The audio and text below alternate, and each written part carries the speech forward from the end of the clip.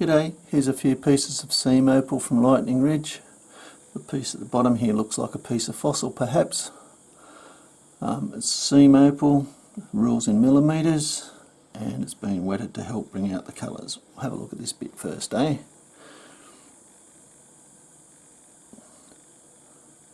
Maybe just polish it up the way it is and make it into a pendant.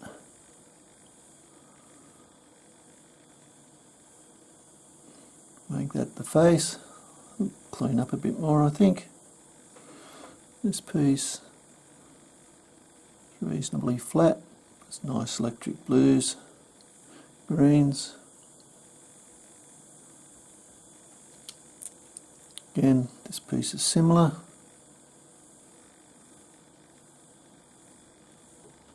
These couple of bits are more specimen pieces, I think.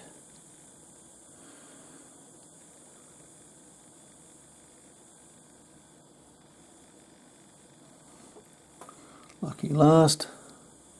Little stone on the end there perhaps if you want to try cutting that off. Rest I think is just coloured, no colour in the potch. Anyway, hope you've enjoyed. Cheers.